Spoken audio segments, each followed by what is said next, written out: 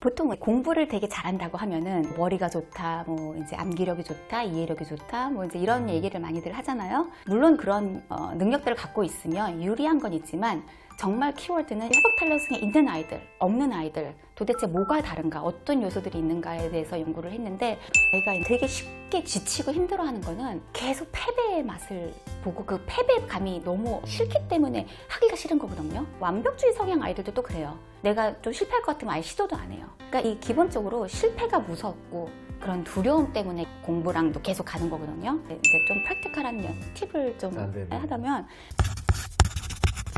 안녕하세요. 교집합 스튜디오의 권태영 소장입니다. 공부할 때도 너무 중요하지만 평생을 살면서 중요한 이 회복 탄력성에 대한 이야기를 나눠주실 진희킴 박사님을 모셨습니다. 안녕하세요. 네, 안녕하세요. 네, 이 질문부터 조금 드려보고 싶습니다. 갈수록 요즘 애들이 왜 이렇게 빨리 지치냐, 왜 이렇게 금방금방 실증을 내냐, 이렇게 포기하는 애들이 많냐, 이런 얘기들도 많이 하거든요. 특히 공부는 조금만 해도 쉽게 지치는 것 같아요, 아이들이. 이게 회복 탄력성 부족과 관련이 있는 거겠죠? 그럼요. 네. 공부를 하면서 쉽게 지치고 그렇게 포기하고 이런 아이들은 공부를 하는 과정 안에서 일어나는 그런 스트레스들을 현명하게 다스리고 조절하는 법을 아직 배우지 못해서 쉽게 지치고 포기를 하게 되는데, 이 공부라는 거는 호기심을 가지고 모르는 것을 매달려서 풀어나는 과정에서 성취감도 느껴보고 자기 효능감도 느껴보고 이렇게 좀 끈기를 갖고 꾸준히 해봐야 되는데, 그 안에서 아이들이 자꾸만 모르는 거에 부딪히면서 이 감정을 다스리는 거를 어려워해서 이렇게 주저앉는단 말이에요. 맞아요.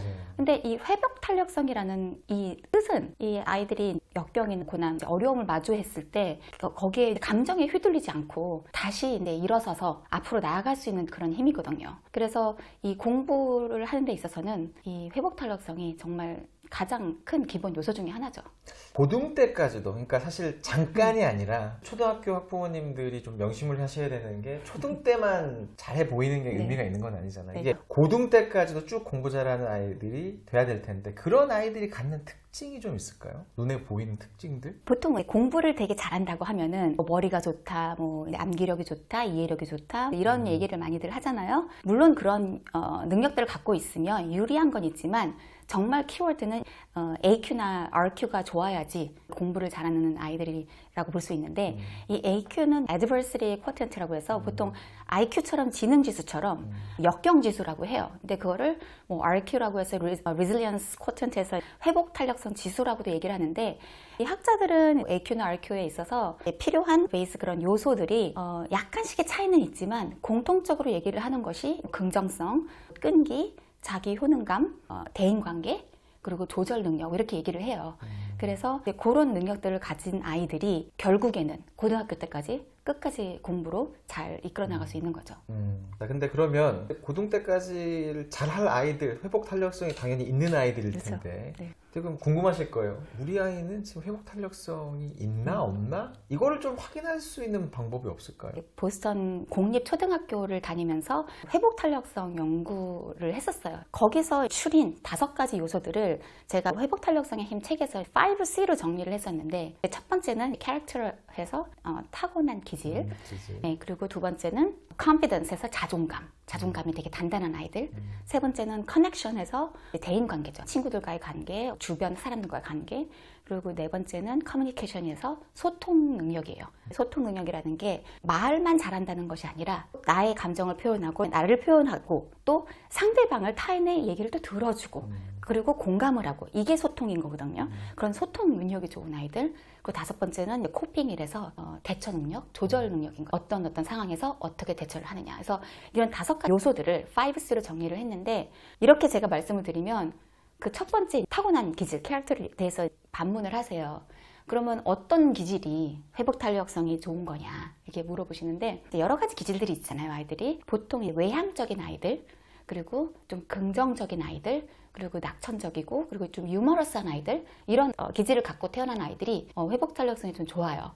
왜냐하면 외향적인 아이들은 새로운 것에 대한 이제 부담이 없고 오히려 이제 새로운 환경, 새로운 사람 이런 거를 즐기기까지 하거든요. 그런 성향을 갖고 있다 보니 회복 탄력성이 좀 높은 건데 여기서 또 다시 한번 반문을 하시는 게 그러면 내성적인 아이는 회복 탄력성이 없냐 또 이제 이렇게 반문을 하시거든요. 근데 그런 반문에는 아까 다른 얘기했던 내성적이어도 자존감이 있으면 그 자존감으로 회복 탄력성을 가질 수 있는 거고 아니면 대인관계라든지 아니면 코핑 스킬이라든지 그런 걸로 회복 탄력성을 또 키울 수 있는 거죠. 들어보니까 회복 탄력성 자체가 사실 타고난 기질이 꽤 중요한 것 같긴 해요. 그러니까 말씀해 주신 내향적, 외향적인 부분도 어느 정도 타고나는 부분들이 있을 거고 자존감은 둘째 치더라도 뭔가 대인관계라든가 네. 그다음에 의사소통 그리고 회복 탄력성이 좋은 아이들은 주변 사람들과 두루두루 원만하면서 자기의 생각과 그렇죠. 감정을 잘 표현하는 그렇죠. 아이잖아요. 근데 이러려면 이제 그런 성향을 좀 갖고 있으면 좋지만 네.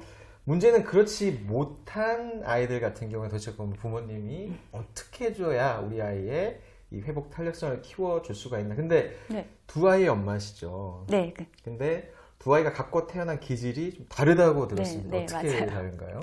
많은 어머님들이 공감을 하실 거예요. 정말 쌍둥이도 다르잖아요. 저는 두 딸이 있는데 대표적으로 큰 아이는 되게 외향적이고 작은 아이는 되게 내성적이고 엄청 예민해요.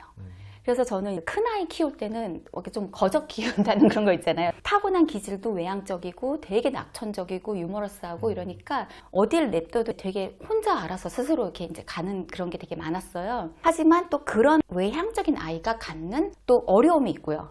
또 내향적인 아이들은 또 알다시피 새로운 거에 되게 좀 어려워하니까 이 아이에 맞춰서 회복 탄력성을 키워줘야 되는 그런 일들이 있었는데 뭐 한 가지 예화를 들어보자면 두 아이 다 약간 사회적인 부분, 그러니까 사회성인 부분에서 다른 어프로치로 도움을 줬어요. 외향적인 아이들은 사회적 관계에 별로 문제가 없지 않냐라고 생각을 하실 수가 있는데 이 아이 같은 경우는 이제 프리스쿨 때 얘기인데 사람들이 너무 좋아요. 그래서 서스럼 없이 막 다가간단 말이에요. 그러면 그 친구가 내향적인 아이거나 좀 준비가 되지 않거나 이러면 도망 다녀요. 그럼 거기에 너무 상처를 받아서 막 운 적도 있어요. 아니면 이제 어쩔 줄 몰라서 얼굴이 벌써 막 울그락불그락 이 감정을 어떻게 처리해야 되나 이런 상황들이 있었어요. 그때가 되게 어렸을 때니까 한국 나이로 3살이었는데 한국으로 치면 어린이집을 간 거죠. 그래서 우리 큰아이 같은 경우는 그러니까 소셜 스토리라고 이제 얘기를 하는데 사회적 동화라고 얘기를 해야 될까요? 이런 상황들을 얘기를 해줘 동화처럼 이야기로 풀어주는 거예요. 그러니까 이런 상황에 맞닥뜨렸을 때 아이가 어떤 말을 할 수 있고 어떤 행동을 할 수 있을지 정확한 스크립트를 주는 거예요. 이런 말을 할 수가 있어. 아니면 이런 행동을 할 수가 있어. 너는 이런 선택을 할 수 있어. 근데 한 가지 선택이 아니라 왜 플랜 A, 플랜 B 어른들도 하듯이 그런 거를 정확한 스크립트를 주는 거예요, 아이한테. 정말 있었던 그런 진짜 리얼 상황 그거를 그림도 그리고 이렇게 해서 아이랑 있었던 일을 예를 들어 친구가 놀고 싶어서 갔는데 친구가 도망을 가. 아니면 싫다고 해. 그럼 넌 어떻게 할 거니? 하고 아이랑 얘기를 해서 1번 다른 친구를 찾아본다. 2번 내가 하고 싶은 놀이를 하다가 다시 이 친구한테 돌아간다. 뭐 3번 혼자 논다. 뭐 이런 식으로 할 수 있는 방법을 제안해 주는 거예요. 그래서 이런 식으로 큰아이 같은 경우는 외향적인 아이가 겪을 수 있는 그런 상황들을 그런 식으로 준비를 시켰고 내향적인 둘째 같은 경우는 새로운 게 너무 두렵기 때문에 그리고 얘가 어떤 일이 일어날지 예측 불가능한 거를 되게 불안해해요. 그러니까 유치원 아니더라도 예를 들어 뭐 피아노 학원을 간다든지 뭐 수영을 배우러 간다든지 이럴 때도 새로운 선생님, 새로운 친구를 만나야 되잖아요. 무조건 가기 싫다 그래요. 너 피아노 배워볼래? 싫어. 수영 배워볼래? 싫어. 거기 내 친구 있어? 항상 이런 식이에요. 근데 항상 친구랑 같이 할 수도 없을 뿐더러 이 아이도 준비를 시켜야죠. 자라면서 성장을 하면서 새로운 사람과 새로운 환경에 접할 텐데. 그래서 우리 둘째 아이 같은 경우는 그 새로운 환경에 대한 그런 정보들, 그러니까 미리 거기를 답사를 간다든지 아니면은 가서 어떤 일이 벌어질지를 정말 그런 스크립트로 스텝 바이 스텝 아이한테 인트로듀스 시켜주고 둘째는 그림 그리는 걸 되게 좋아해요. 그러면 그림 같은 거를 그려보면서 어떤 친구가 있을까? 키 큰 친구가 있을까? 그 그림도 그려보고 아니면 선생님은 안경을 썼을까? 뭐 안경을 그려볼까? 뭐 이런 식으로 해서 약간 좀 재미있게 좀 새로운 걸 기대감을 품을 수 있을 정도 그리고 너무 낯설지 않고 어떤 일이 있을 거라는 거를 준비시켜주는 정도로 이야기를 하면서 그런 스토리책에 담아서 그걸 반복적으로 자기가 만든 책이니까, 엄마랑 만든 책이니까 이제 되게 좀 뿌듯함이 있어요. 그러면 그거를 스스로 보고 내가 새 학교를 가면 이런 독도가 있고 이런 선생님이 있고 이런 활동을 할 거고 이런 것들을 좀 준비를 시켜주는 거죠. 그래서 이런 식으로 약간 차별화가 될 수 있도록 그러니까 아이마다 두 아이가 기질이 좀 많이 다른데 네. 두 아이가 공부나 학습에 대해서 보이는 태도나 이런 또 그런 좀 차이가 좀 네, 있나요? 또 다르죠, 그것도. 미국에서 보통 공립학교, 뭐 아니면 사립학교 이렇게 많이 보내시잖아요. 그래서 저는 프로젝트 베이스 러닝 스쿨이라고 프로젝트 기반 학교라고 하는데, 그래서 학년들이 섞여 있어요. 1학년, 2학년 같이 배우고 3학년, 4학년, 5학년이 한 교실에서 같이 배워요. 미국은 이제 킨더부터 5학년까지가 초등학생인데 큰아이 같은 경우는 킨더 들어가고 또 이제 퍼스트 들어가면은 항상 조금 앞서 나갔었어요.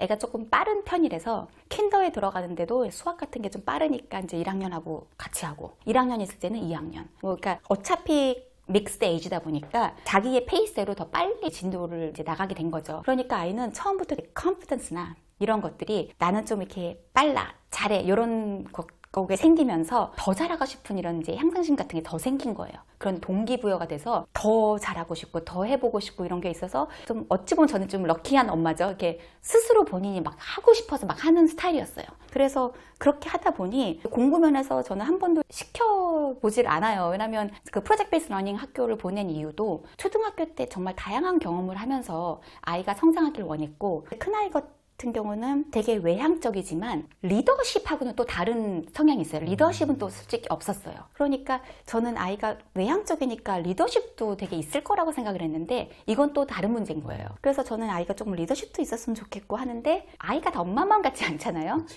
근데 이런 프로젝트 베이스 러닝 학교 같은 경우는 믹스에이지다 보니까 동학년이 계속 올라가면은 항상 리더로 있는 애들이 계속 리더가 돼요. 근데 이렇게 믹스드 에이지가 되면은 그 학년이 올라가면 동년배 아니고 어차피 그 밑에 아이들도 끌어줘야 되잖아요. 그럼 리더십 스킬을 다 자연스럽게 연습을 하게 되는 거예요. 그러니까 아이 같은 경우는 리더십 스킬이 이렇게 커지게 된 거죠. 학습적인 것도 그 밑에 아이들을 가르쳐주고 도와주고 설명해주고 이러면서 점점 더 이런 리더십도 커지고 공부 습관에 있어서도 다른 아이들을 그 아이들 눈높이에 맞게 설명해주는 스킬을 되게 많이 배운 거예요. 저희 딸도 그렇게 설명을 하면서 자기가 정리가 된대요. 스스로 공부가 된대요. 그래서 큰아이 같은 경우는 그런 식으로 공부를 하게 되는데 저희 이제 작은 아이로 얘기를 넘어오면 저희 아이는 이제 코비드 영향을 받은 아이예요. 유치원 때 코비드가 왔어요. 그래서 프리스쿨 졸업식도 미국에서 드라이브 스루로 운전하고 가서 선생님이 이렇게 문 열면 마스크 쓰고 졸업장 주고 또 문 닫고 이렇게 차가 드라이브 스루를 그런 졸업식을 했어요. 근데 그러고 유치원을 한국에 와서 저희는 한국에 도망갔거든요. 그때 미국 상황이 너무 안 좋아서 한국에서 유치원을 1년 동안 다니고 다시 미국에 돌아갔더니 킨더를 못하고 1학년을 들어간 거죠. 영어를 완전히 잊어버린 거예요. 한국에서는 저 일부러 영어를 안 시켰거든요. 어차피 미국 가면 하니까 지금 1년의 기회 동안 한국어를 단단하게 가자. 그래서 미국에 갔더니 영어를 다 까먹고 가서 학교에 갔더니 이제 자신감 있게 시작한 아이가 아니라 나는 말을 못하는 아이. 나는 공부가 어려운 아이. 학교에서 보면은 저 친구는 수학을 잘하는 애. 저 친구는 영어를 잘하는 애. 뭐 저 친구는 리딩을 잘하는 애. 나는 뭐 항상 이러는 거예요. 그래서 또 되게 안타깝더라고요. 그래서 저는 당당하게 마음 안타깝지만 너는 한국말을 잘하잖아. 2개국어를 하는 게 얼마나 큰 힘인데. 그래서 친구들이 물어보면 네가 얘기해줘. 그 말을 모르면 나는 한국말로 이렇게 아는데 이게 영어로 뭘까 하면서 물어보면 돼. 이러면서 이런 식으로 아이의 자존감을 챙겨주면서 그때 작은 성취를 반복적으로 할 수 있도록 그런 계획을 제가 짰어요.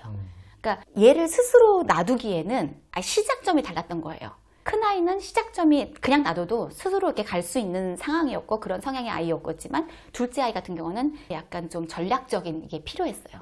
정말 영어도 잊어버려서 포닉스 같은 경우도 그런 걸 조금씩 단계별로 하루 미션 되게 짧게 이렇게 했으면은 야 잘했어 뭐 하이파이 그 다음에 미션 뭐 클리어 그 다음에 두 번째 미션 해볼까 뭐 세 번째 미션 해볼까 그래서 되게 작은 성공 경험을 계속 경험하게끔 하고 그거를 진짜 축하해주고 아이가 그런 작은 성취감을 이렇게 느끼고 학교에서 선생님이 또 칭찬을 해주고 하다 보니 아이가 이제 조금씩 공부하는 데 있어서 내가 노력을 해서 이러면 성취를 할 수 있구나.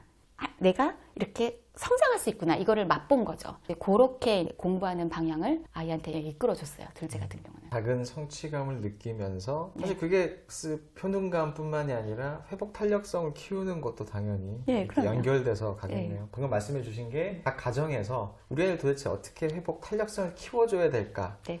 의 중요한 포인트를 좀 말씀해 주신 것 같은데 또 가정에서 정말 좀 공부 조금만 하면 힘들다고 징징대고 네. 이런 아이들 네. 좀 집에서 엄마가 좀 뭔가 네. 도와줄 수 있는 방법이 없을까요? 이제 몇 가지로 얘기해 볼 수 있는데 첫 번째는 아이들이 그런 목표 설정에 있어서 너무 광범위하게 아니면 너무 높게 정할 때가 있어요. 그러니 성취감을 느낄 수가 없는 거예요. 왜냐면 누구나 100점 맞고 싶죠. 근데 처음부터 100점 목표를 해놓고 나면은 나는 계속 페일리어인 거예요. 그러니까 그렇게 목표 설정을 너무 이렇게 높게 너무 과대하게 정하는 건 아니라 스마트하게 목표 설정을 해야 돼요. 스마트한 키워드로 제가 얘기를 한 건데 S 하면은 이제 specific, 되게 명확한 목표가 필요하고요. 그 다음에 M 해서 measurable 해서 측정 가능한 목표. 그 다음에 A는 achievable 해서 달성 가능한 목표. 그 다음에 R는 relevant 해서 관련성이 있는 목표. 그 다음에 마지막 T에서 time bound 해서 시간 제한이 있는 목표.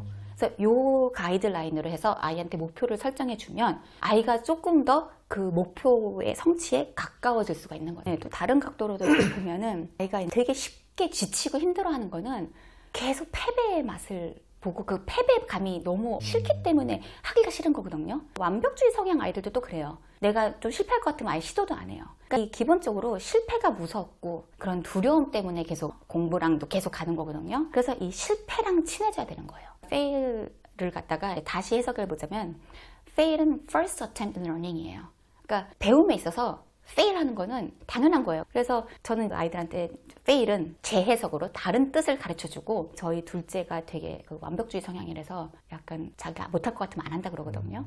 그래서 저는 금요일마다 Failure Friday라고 실패를 축하하는 날로 잡았어요. 그러니까 잘못해서 실패를 축하해 이런 의미는 아니고 실패를 서로 나누고 그 실패를 통해서 무엇을 배웠느냐에 나누는 날이에요. 그래서 그 날은 가족끼리 아이들만 하는 게 아니라 엄마도 아빠도 실패는 누구나 하잖아요. 그러니까 그런 것들을 가족끼리 한마디씩 해보면서 나는 이번 주에 이거를 실패를 했고 대신 이 실패를 통해서 난 이걸 배웠어. 그래서 다음번엔 이렇게 해보려고. 이렇게까지 쉐어하는 날이에요. 그래서 이 Failure Friday를 계속 하다 보니 이제 실패가 너무 친숙해진 거예요. 아이가 한번 피아노 리사를 가서 한 구간을 무한반복을 치는 거예요. 엄마들이 손에 땀나도록 기억이 안 나서 그 다음 악보가. 그러고 나서는 딱 내려왔는데 너무 기쁘게 내려와요. 그래서 내가 원래 더 잘 치는데 오늘은 기억이 안 나서 괜찮아. 다음에 더 잘하면 돼. 딱 이러는 거예요. 예전엔 무대 공포증까지 있어서 틱도 있었던 애거든요. 무대만 올라가면 눈 깜빡거림 나오고 이랬던 아이인데 그렇게 변했어요. 금요일마다 하다 보니까. 정말 회복 탄력성이 꽉 차 있는 느낌이네요. 가끔은 너무 단단해서 야 어디다 굴려도 괜찮겠다 하면서 그럴 때도 있어요. 사실 엄마와의 관계가 세상에서 가장 중요하고 그쵸. 원초적인 관계잖아요. 그렇죠. 근데 뭔가 오늘 박사님 말씀해 주신 좋은 것들을 집에서 해보려고 해도 아이가 정말 짜증이 가득한 아이들이 있어요. 네. 그리고 이제 감정 너무 이렇게 네, 업다운이 심한 아이들. 이런 아이들 같은 경우에는 어떻게 좀 이렇게 접근을 하고 케어를 해줘야 될까요? 그러니까 이거를 한순간에 딱 그런 감정 조절을 가르친다고 생각을 하면요. 안 돼요. 시작을 할 수가 없어요. 근데 이 조절을 가르치기 전에는 그 전에 갖춰야 될 5단계가 있어요. 그러니까 첫 번째는 감정을 이제 명명할 줄 알아야 돼요. 어린아이들은요, 그 감정으로 인한 신체 변화들, 뭐 이제 이런 것들을 잘 인지하지 못해요. 이게 어떤 감정인지. 그래서 슬프다, 화나다, 뭐 이런 기본적인 감정은 인지할 수 있어도 그 사이에 미묘한 감정들, 뭐 질투가 난다든지 짜증이 난다든지 불안하다든지 이거를 잘 몰라요. 그러니까 언어랑 같이 연결해서 그거를 이제 표현할 수가 없거든요. 그래서 첫 번째는 그 감정들을 명명할 줄 알아야 되고요. 그 두 번째 아까 얘기했던 자기의 몸 변화, 이런 몸 변화가 오면은 이게 어떤 감정이구나 해서 감정을 인식할 줄 알아야 돼요. 네. 그 다음에 세 번째로는 이 감정의 원인과 결과, 이랬기 때문에 내가 이런 감정이 생겼구나 라는 걸 알아야 되고요. 그래서 그 네 번째는 감정을 받아들이는 거. 부정적인 감정은 이렇게 좀 숨기는 것이 약간 예의라고 맞아요. 좀 그런 문화가 그런 분위기가 있는 것 같아요. 그래서 왜 그런 거 있잖아요. 어른들도 마찬가지고 너 화났어? 아니야. 뭐 삐졌지? 아니야. 괜찮아. 속은 아닌데. 속은 좀 꿍했는데. 이런 거 있잖아요. 근데 그것도 아이들도 다 보고 배운단 말이에요. 아이들도 아, 저런 부정적인 감정은 보이면 안 되는구나. 그리고 아이들도 숨기거나 아니면 아이들도 그거를 이제 인지를 하지 못하거나 그렇게 되거든요. 그래서 네 번째는 어떤 감정이 있으면 그거를 이제 받아들이는 거. 그리고 다섯 번째는 그런 감정이 왔을 때 그거를 표현하는 거. 그래서 이렇게 5가지 단계가 탄탄하게 돼야 그 다음에 이 감정을 어떻게 처리할 것이냐. 그 다음에 이제 감정을 조절할 수 있는 그런 연습을 할 수가 있는 거죠. 감정을 명명하는 거 있을 때 좀 프랙티컬한 팁을 좀 하자면 솔직히 어른들은 알잖아요. 근데 아이들은 그 감정이라는 건 되게 추상적이기 때문에 잘 몰라요. 그래서 약간 뭐 찡그린 표정 아니면은 어떤 제스처 뭐 이렇게 하면은 좀 화가 난다든지 그러니까 이런 얼굴 표정이나 행동 같은 거가 어떤 감정을 의미하는지 그런 걸 유추해보는 게임 같은 게 되게 재밌거든요. 예. 예를 들어 아트를 좋아하는 경우는 매거진 같은 걸 이렇게 보면서 화난 얼굴을 오려서 컬라지를 한다든지 짜증나는 거를 이제 모아본다든지 이럴 수도 있는 거고 아니면 이제 스피드 게임처럼 가족 간에 상대방이 어떤 이제 포지션이나 어떤 표정을 하면 다른 가족들이 그 감정을 알아맞히기 막 이런 게임을 해서 이제 감정을 명명하는 그런 데 도움이 되고 또 감정을 이렇게 말로 하는 게 되게 그 감정을 완화시키는 효과가 있어요. 그 감정을 갖다가 말로 표현을 하고 그 감정에 대한 묘사를 하다 보면요. 진짜 원인을 발견하게 돼요. 난 이렇게 해서 화나는 줄 알았더니 정말 그 숨은 진짜 원인은 여기 있었던 거죠. 그래서 그렇게 해보는 연습도 그런 감정을 원인과 감정과 연결시키는 그런 거를 일깨우는데 도움이 됩니다. 오늘 정말 실제로 한번 적용해 보시면 좋을 또 좋은 꿀팁들을 또 말씀해 주셨습니다. 오늘 정말 유익한 이야기를 많이 주셨는데요. 지니킴 박사님의 회복 탄력성의 힘 또 내용 한번 읽어보셔도 도움이 되실 것 같습니다. 오늘 유익한 말씀 감사합니다. 감사합니다. 수고하셨습니다.